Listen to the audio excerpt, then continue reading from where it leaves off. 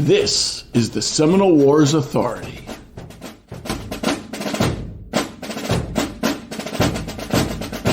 Hello and welcome.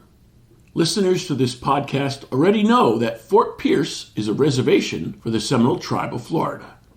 Previously, guest Rollie Gilliam told us all about its origins as a home for Black Seminole. In this episode, living historian Jim Odell joins us to describe the military origins of Fort Pierce, his hometown. A U.S. Navy veteran, Jim stepped into the part of playing U.S. Army Brevet Lt. Colonel Benjamin Pierce to present public impressions of the fort's namesake and first commander during the Second Seminole War.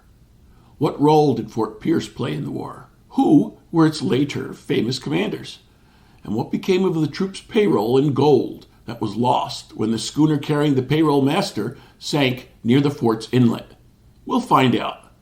Jim Odell, welcome to the Seminole War's Authority. Thank you. Salutations and felicitations to you and your listeners. A beautiful day here on the Indian River here at the old Fort Park in Fort Pierce, where the original fort was put together by Colonel Pierce's men of the 1st U.S. Artillery. Company F was his pride and joy. It's a quiet day here on the river, except for the train in the background and the train yard. Back in the day, what type of fort was Fort Pierce?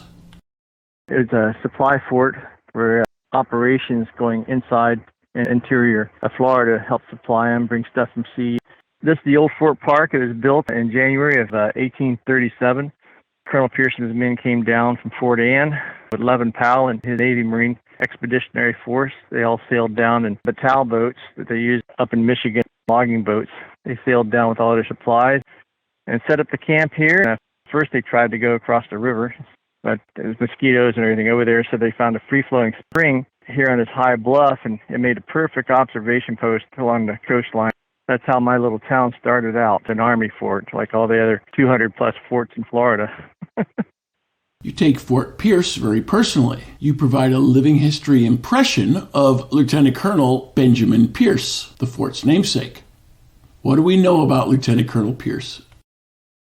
There's a book that was written by Miss Busby called Our Worthy Commander. Excerpts are taken from letters and everything else about Colonel Pierce in his lifetime. Lieutenant Colonel Pierce was a reverend lieutenant colonel. He was born on August 29th of 1790, studied law up in New Hampshire, where his family's from. We know that Benjamin Pierce's brother, Franklin Pierce, became the President of the United States in the 1850s. Little known fact is that a descendant, Barbara Pierce, married a young man named George Herbert Walker Bush, and later gave birth to a son, George Walker Bush, who became a president of the United States, in addition to her husband. Now, back to our story. Didn't care for that much, so when the War of 1812 broke out, he joined the Army and was put in charge of an artillery unit. Through the days and trials and all the battles for 38 years of his life, he sit there and traveled throughout the East Coast, all the way down from Maine in his battles, all the way down to Florida, and then back up north after his transfer orders came through and transferred up there to do all the forts up there along the New England coast. Married 3 times. He only had one daughter to survive to adulthood. She married an Army officer, and she's actually buried on top of him up in New York in the same grave. I suppose she had a great fondness for her father, even though he was kind of distant, being always in the military and on the move and marching orders and everything else. It's an incredible saga of many of the soldiers from the American Revolution on that did their duty to the letter. Myself, I did 17 years in the Navy. I have an appreciation for the military, especially since most of my family were veterans all the way from the French and Indian Wars forward. My little hometown here in Fort Pierce, it's just an amazing place. Try to look at the old maps and figure out where everything was and everything along the river. And now it's modern architecture and construction and condominiums and blah, blah, blah. It's still one of the most beautiful places on earth. Tell us about your background and ties to Fort Pierce. I was born in Fort Pierce Memorial Hospital on May 27th of 1961. My mother was born in Valkyria in 1922, and my grandmother was born up in Fort Caroline. I don't really have a date of record of her. She died when my grandmother was 9 years old from a rattlesnake bite out hanging clothes and stuff up in Valkyria. 90% of my family is crackers and waybackers. What's the composition of the city of Fort Pierce today? They have a small Indian housing area out on Okeechobee Road 70 going west called Capuco. It was started because right there in that general area, the Seminoles and the IS Indians both had encampments right along the 10-mile creek. They found all sorts of pottery and tools and everything else that the Indians used. The Fort Pierce itself was an Army fort. It was only occupied for about 4 or 5 years before they moved into the interior to fight. And likewise, the fort was sold to Manmaster Hogue and turned it into a trading post. In the middle of the night, one night, a fire broke out in the kitchen and it burned to the ground. And then the second fort, during the Third Seminole War, when Mr. Baker and some of the settlers up there under the Armed Occupation Act, they had a homestead up there, area of St. Lucie Village. They were attacked by Seminoles. Mr. Baker was killed. So the Third Seminole War broke out for a short while. And Fort Capron is the other fort here in St. Lucie County. One of the cool things about it, the second commander of the fort was Lieutenant Ambrose P. Hill. And the very last commander was Abner Doubleday. He marched the troops out when they decommissioned the fort and took them all the way over to Fort Brooke, which is quite a hike from here. Up there outside Fort Capron is a monument to the Capron Trail, which was the first East Coast road in Florida, in the southern part of Florida here. There's so much history here that's just unbelievable. There's a book, a Google book online called Through the Wilderness. Or just pick up a hard copy at the Seminole Wars Foundation website, seminolewars.us. By Dr. Jacob Rhett Mott, who was a surgeon embarked with Major General Jessup that went down and fought at Loxahatchee. But they embarked here at Fort Pierce, which made this the headquarters of the Army of Florida during the Second Seminole War for a little bit. A supply fort, so when his men showed up, went from a 500-man fort to a 2,000-man fort overnight, and all supplies went whoop, out of here. So Colonel Pierce had to go up to St. Augustine and an emergency request to resupply the fort, which is right on the Indian River. It had a sally port where they could bring goods from boats and stuff up and resupply the fort. So it's a perfect place. It's immaculate. Matter of fact, Mr. Mott in his book sit there and talked about Fort Pierce and talked about the soldiers here, that because of all the fresh seafood and all the game and everything here was plentiful, that soldiers were growing out of their uniforms, which is kind of funny when you think about it. Who were the Pierces? The long life connection of Pierce family, his father was a hero at Bunker Hill, 3 times governor of New Hampshire. Colonel Pierce and his brother Franklin both studied law, and they both ended up going into the military. During the Third Seminole War, Franklin Pierce became president of the United States. He was military-minded, which, most of the nonsense of politics goes out of the way when you have a military veteran in places of management and people and everything like that. So just a short visit there. His Secretary of War at the time was a man by the name of Jefferson Finis Davis, which is pretty cool.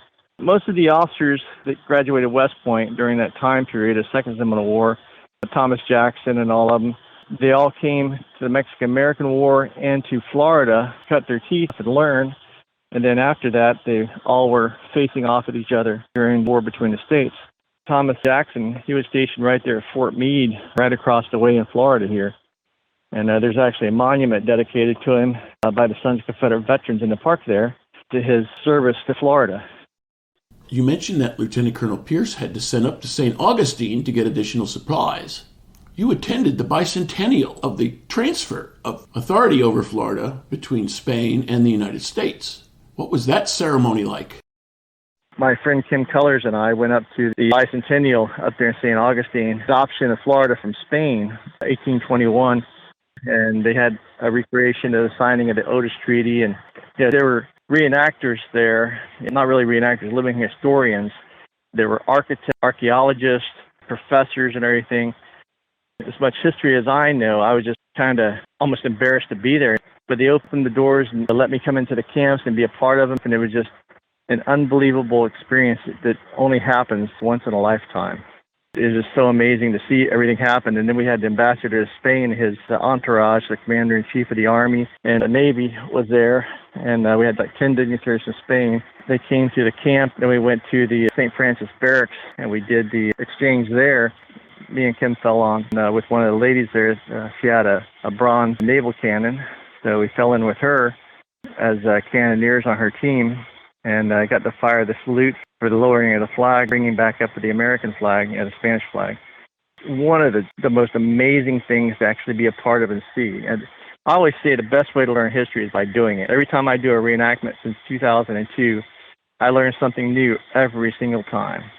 And working with living impressionists, my friend Jimmy Shirley, the commander of the Palm Beach Camp Sons of Confederate Veterans, one of my favorite quotes that he has is that our job as living historians to put flesh back on the bones of those who can't stand up and speak anymore. History is the most remarkable thing. If you don't pay attention to history, you're doomed to repeat it over and over again, and that's why we're always at war. We can't learn enough about not doing it in order to rattle the sabers and get mixed up in everything. I was doing the bosun of the Hornet, the USS Hornet, which was present there in St. Augustine. We have several ships we do, a matter of fact. We do Civil War and Seminole War. Seminole War, we do the USS Dale, which was named after Richard Dale, who served as the gun captain on the Bonami Richard of John Paul Jones' ship, was there at the battle and was responsible for helping to capture the surface.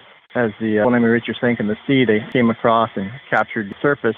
I never knew it, but they sailed the surface over to Holland as trying to come into port, and they said, "Oh, your American flag is not welcome here because we don't want any problems." So John Paul Jones had the sailmaker take and strip the flag apart and put some different colors in there and create the surface flag so that they were welcomed in there. They took care of them like they were family, which is pretty cool. Our ship, the Dale, was active from the Second Seminole War, commissioned in 1838 when patrolled the west coast of the United States for the whaling fleet. Came into the Battle of Campeche, Mexico, was there for the defeat of the Spanish Navy there, and helped bring a close to Santa Anna's rule over Texas and Texas territory. So I helped bring about a close to that war. She served all the way up until the Civil War. She was part of the blockading fleet on the East Coast, right off the coast of Fort Clinch. Ended up at the end of her career going up to Annapolis, Maryland to become a cadet training ship. And then she was decommissioned and given over to the Maryland Coast Guard and renamed the Oriole. So her total lifespan was 85 years, which is incredible for a Navy ship. They had a wooden hull ship that. She was a sloop of war, and Mr. Humphreys that built and designed her, he built 5 of the Philadelphia class, and Dale was the first one, and he put a lot more stuff into it to try to sell it to Congress. And it was the fastest sloop of war of the Navy at that time because the original frigates and stuff were big and bulky and heavy and couldn't go up a lot of shallow rivers. And they wanted more bang for their buck, so they slimmed them down. Less crew, really well-maintained sail line. She had all 9 yards of canvas and completed all her jobs with all sorts of accolades. You talked about the beautiful coast around Fort Pierce. Was it also a port for ships to dock at? The problem is that we didn't have a deep channel here back in the 1830s. They had a natural inlet north of Fort Pierce up in the area of the United States Naval Steel Museum, which is built up there, a place called Blue Hole Creek.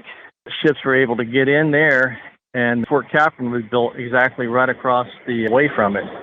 Matter of fact, one of the stories that I found was one of the paymasters had to come to Fort Capron to give out paychecks, and he had a chest full of gold, and it was rough weather. He came in through the inlet, and the boat capsized. The chest broke open.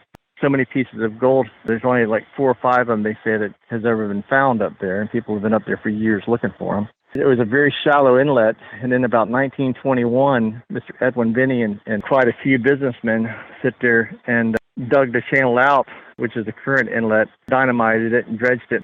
They had an opening in 1921. Our centennial was 2 years ago for the celebration of it, and we all dressed up and came out there. Since then, how much gold have they found? They only found a few portions of the gold. I mean, somebody else may have found it, but record it was 2 boys found a snorkel, found 3 coins out of the gold. It's like, Mother Earth recovered what she lost. You were in the Navy, you got out, but how did you get into this? They're always looking for living historians, and word travels around. I've spent 17 years in the Navy on the battleships Jersey and Missouri were 2 of my claims to fame. Whenever they wanted somebody to give tours of naval history level and stuff, they usually have me escort dignitaries around and tell them about the ship's history and everything. And I've always loved history ever since I was a kid, because my family would tell me about all the people in our family that did incredible things. We had one lady that was blind, and she had a horse. She she had no money, so she joined this like circus thing, and would jump off this platform into a pool of water on her horse, even though she's blind. And I was like, wow. So I've always had a love of history. When I came into doing reenacting, it was here at Fort Pierce at the old airport where they did the raid on Fort Pierce, our Civil War battle, or the Battle of Fort Pierce it was called then. And the sheriff's department put it on. There's a lot of reenactors lived here, so they got together and put on a reenactment to help raise money for the sheriff's explorers. And it took off. They did 10 years, and Miss Smith retired. Barbara Smith, she was the explorer's deputy, because this is my hometown, and the kids need to learn history that they're not getting in all the books. We didn't have that when I was a kid. You sit there and read a book, wrote a report. To actually have people show up in uniform with weapons and demonstrate and show how people lived back in that time period, eating off the grill, basically, at reenactments. The kids, their eyes would just light up like, wow. And if we could get one of those kids hooked on history into reading a book and get them away from the drugs and the modern day obscurities that surround them and get them hooked on history. I had one lady come up to me and said, she says, when I was in school, I hated history. It was stupid. Why do we got to learn this? Yeah, it's old. Why do we have to? She came to our Civil War battle. She got hooked, and now she's a history teacher. And I was like, yeah, that's the greatest compliment anybody can ever tell me. I made a change in somebody's life through the exploits of history, of recreating it to make it come alive. How did you become the personification of Lieutenant Colonel Pierce? A friend of mine, Eugene Serig, who is my Master Chief in the Navy Reserve down in West Palm when I got out of the Navy the first time and I got into the reserves. He's New York Flatfoot, top. And so we had a security detail down there that I got assigned to. He was telling me about when I got involved in the reenacts. I came up there and they were doing the Ghost Walk every year, which helps raise money for the Main Street Association, my hometown, which I have to give back to my hometown. I was doing the Ghost of Civil War Past as a bosun from the CSS Spray, which is the hero of Tallahassee. So he calls me up one day and says, yeah, the gentleman that used to play Colonel Pierce passed, and they're looking for somebody to do that. I know you have a lot of Seminole War stuff. So how would you like to be Colonel Pierce? And I was like, I couldn't even talk. I was just so excited. I was like, I'd be honored to. It's my hometown. It's the namesake for my hometown. Just, you got it. So I started doing Colonel Pierce and learning more about him, the history behind him and everything. So I started doing 15-minute talk as Colonel Pierce. Have groups come by as a walking tour and talk to him. This year was really cool because I had my cannon.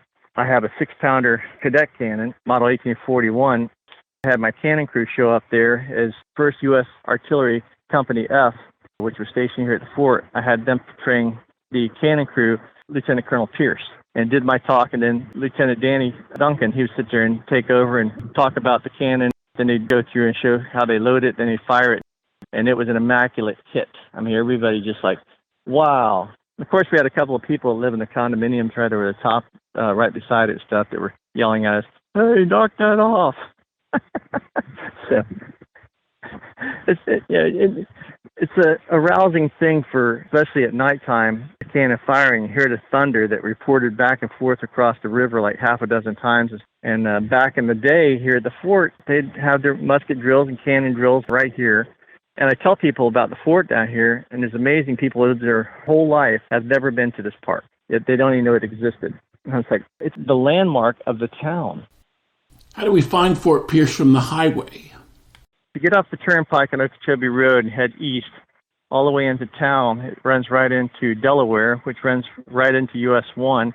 And the first left-hand turn is the overpass on Citrus, which takes you to Indian River Drive. And you come I'd say about a mile or maybe 3/4 of a mile down the river on a 2-lane little scenic roadway that's absolutely beautiful. And you'll come to a wooden, sort of like a stockade fence with a big sign there that says the Old Fort Park. The Lions Club has rehabbed this park immensely. Matt Samuels and his people, they got together donations and they built kiosks here, information kiosks about the old fort.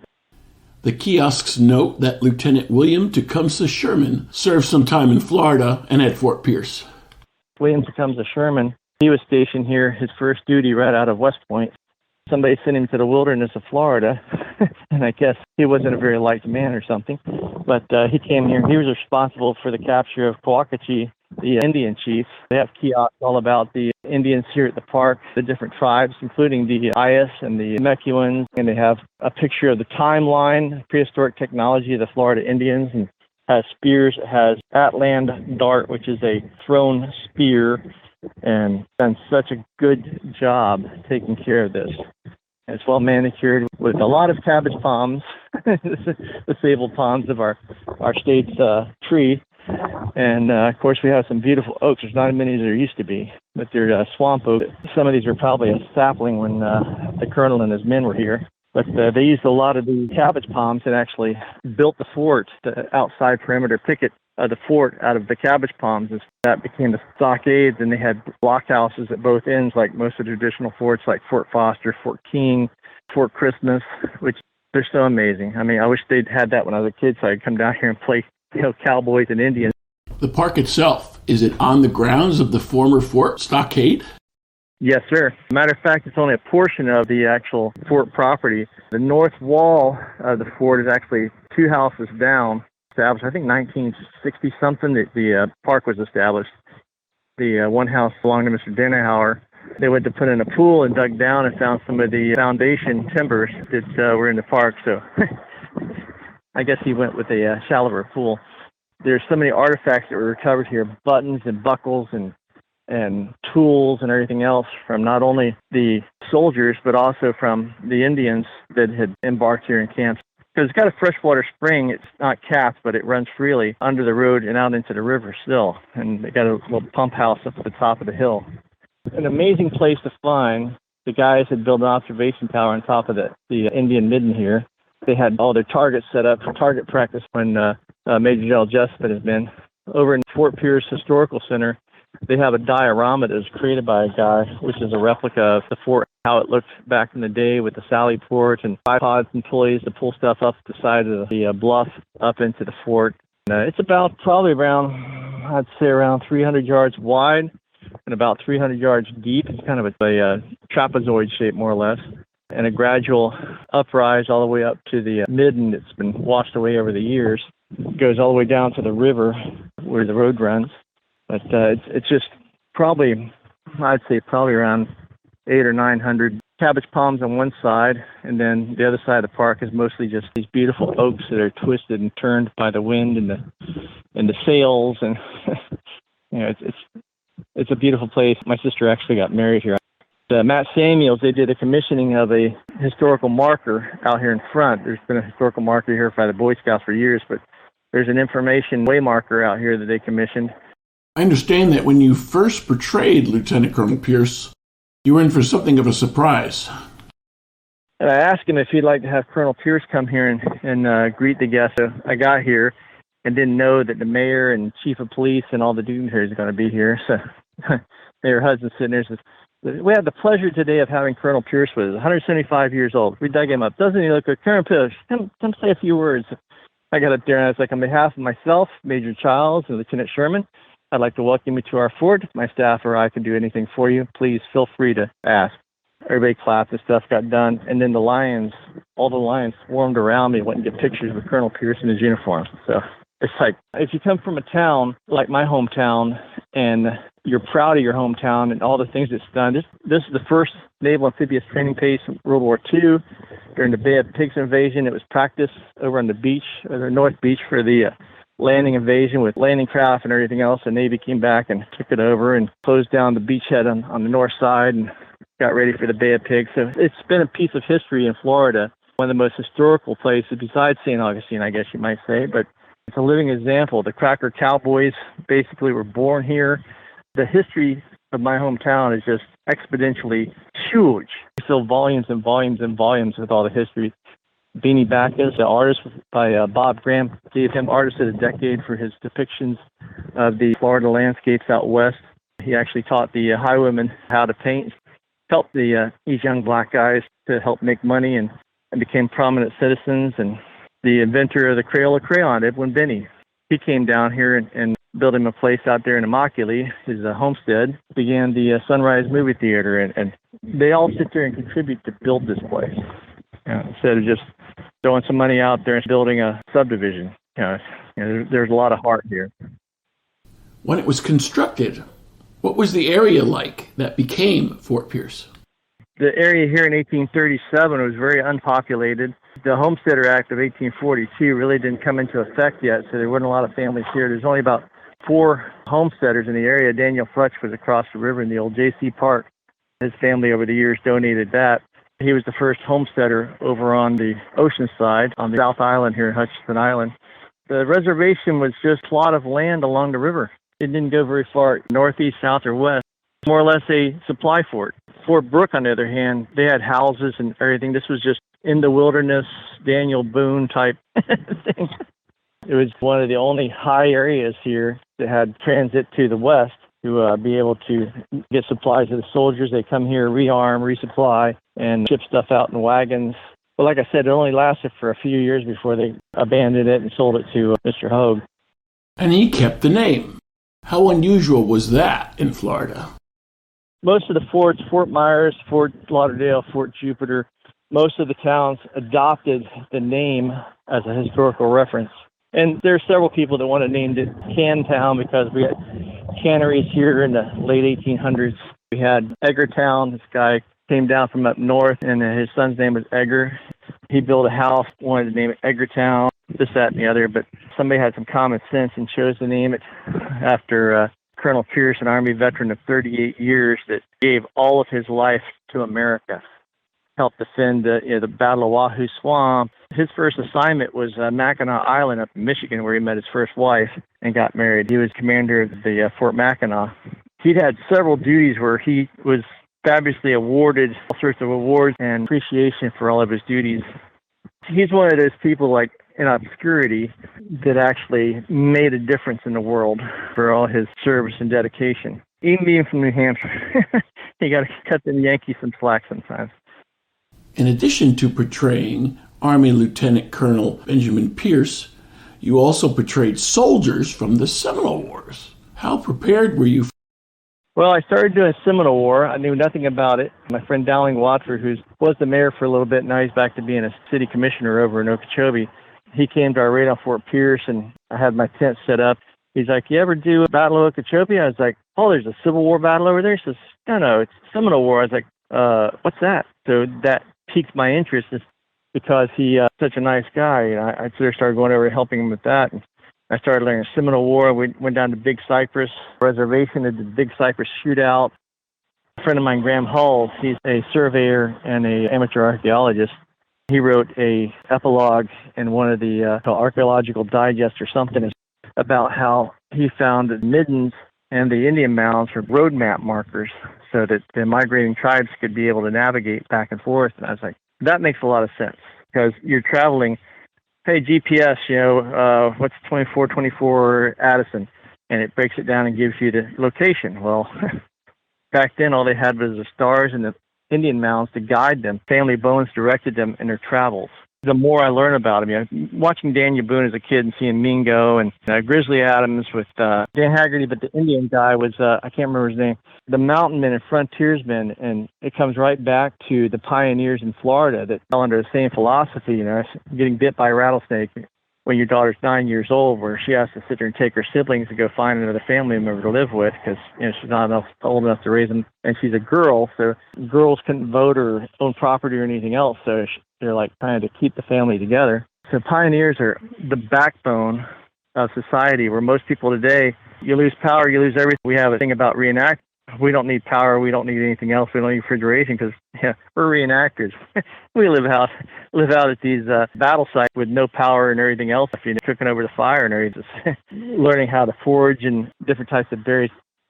Dade Battlefield actually had a thing I wanted to go to. I didn't get a chance, but class on foraging in Florida. And I was like, man, there's plenty of food around us.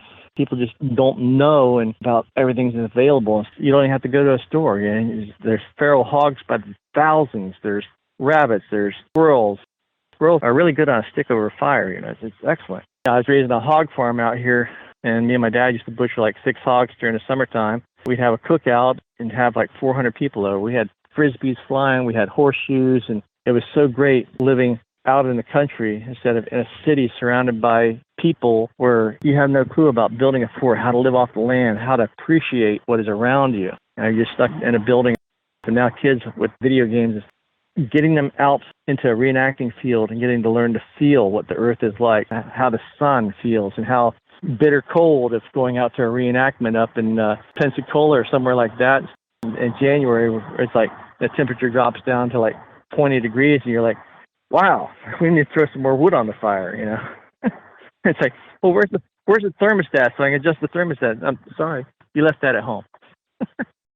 Some of these pioneers took advantage of the Armed Occupation Act of 1842. Well, under Armed Occupation Act of 1842, they'd come down into Florida. You're given up acres of land. You had to care for it. You had to defend it against pirates, British, whoever. Florida was just a territory. It wasn't a state yet. So when it became a territory in 1821, they started having problems with pirates and British trying to come back and take it again. And there's always somebody out there wanting a bigger piece of the pie. They'd give land to you, and you had to sign off that you're going to defend that land, you're going to plant it, you're going to clear it, and take care of it. It's free land. Yeah, free. I don't have to pay $3,000 a month for a little tiny apartment when I got the land. You're kidding me. They came down, and mainly around most of the forts, because the forts were established. People knew that there's a reputation there of protection, and people would typically build their homes around the forts, in the area of the forts, because they felt safe. And they knew if the army had to come back in, there's a fort right there, they'd come in and occupy it and fend off anybody. People, especially from Ohio, Pennsylvania, a lot of the farming people, especially the Scots and the Irish and the Germans, because they weren't too welcome up north in the big cities. So they came down here by droves and established this. Just north of here is an entire area they call Viking, which were actually Scandinavians that came up here. They didn't like to be around people that didn't speak their language, so they established a small town up there. They called it Viking. There's a cemetery called Viking. People came down to Florida, number one, because of the fishing, the game, the sunlight, the warmth during the season. Just like nowadays, people are like, why'd you come live in Florida? Well, it got too cold up in New York, Chicago, and I come down to Florida. So it's like, well, there's Texas, there's California. Well, Florida's like a straight line, with the interstate. And back then they had all the Indian trails that developed into military roads. Fort Jupiter, actually, in the Battle of Lokahatchee down there, the second battle was Justice Battle, and Major Lauderdale from Tennessee with his men, the militia, they sit there and had a 5-day running battle with the Seminoles there that just fought at Okeechobee a couple of weeks before. The Seminoles, trying to catch them to take them out to Oklahoma, they chased them down to New River and built a fort down there, which is now Fort Lauderdale's the name of the city. But him and his men built a fort down there, and the fort was named after him. It's one of the only forts in Florida named after a militiaman out of another state militia. He was wounded at the very end of all the skirmishes. They put him on a ship over in Fort Brooke, take him back up the river to Tennessee, and he died just before they hit New Orleans. He was buried in New Orleans. His family didn't get any word about what happened to him, so they worried, contacted the Army. They took him to the grave, and he was exhumed and taken back up to Tennessee and reinterred. And there's a statue down there. I haven't been to the park yet to see it. I've been wanting to. But there's a statue down there dedicated to Major Lauderdale and his force. There's no image or anything else anybody ever created of his face, so the artist muted his face. So it's dedicated to Major Lauderdale, who is namesake for Fort Lauderdale. Most of the forts, according to my friend Jesse James Marshall, they call him Archie. Most people say, Google this, and most people say, no, we'll just Archie it. Send him an email, and he sends you back 5 pages of information that he knows about. I can sit there and listen around the campfire to him at night for hours, and he's just so cool to all the information he has locked up in that noggin. I think, you need to do some YouTube videos. You need to get it out there. If something happens to you, all that goes like right down the drain. It's like old timers. I always tell people, get with your elders, your family. Get with the history of your family, where they're from, why they came here, why they did this, why they did that. Document it, get recordings of it, because when they're gone, it's all gone. History just disappears. It's disappearing every day. World War II veterans and Vietnam and Korea and all these guys, they're living legacies of freedom of America. Maybe not so good times, maybe not so bad times, but it's all our history. It's a history of every race, creed, color. The very essence of La Florida is written in all these scrolls in history. And it's up to us to keep those scrolls alive so that 100 years down the road, people sit there and says, well, what is this Fort Pierce I heard about? Well, that's up to us to sit there and tell them. What's up with Fort Brooke? What's up with Fort Van Sweringer? What's up with post number 2, now called Fort Vinton? Where did all these come from? Why were they here? People are like, oh, well, I seen a sign for it, but I don't know nothing about it. That's what our job is, to put the flesh and bones back on people that can't talk for themselves anymore and keep them alive. If we can make a difference in some of these young people's lives and stop all this crime and everything else and get them to realize that we're all human beings. We all bleed the same colored blood. We all sit there and breathe the same air. We're here to try to help each other and make a better world. That's what it's all about. Jim Odell, thanks for joining us for the Seminole War's Authority. God bless you, Patrick, and thank you for inviting me. This is very cool, and I greatly appreciate your talk. You have a blessed day, my friend. This podcast is copyright 2023. The Seminole Wars Foundation, all rights reserved. Find us on the web at seminolewars.podbean.com or seminolewars.us. Front and back bumper music courtesy of the U.S. Navy Band.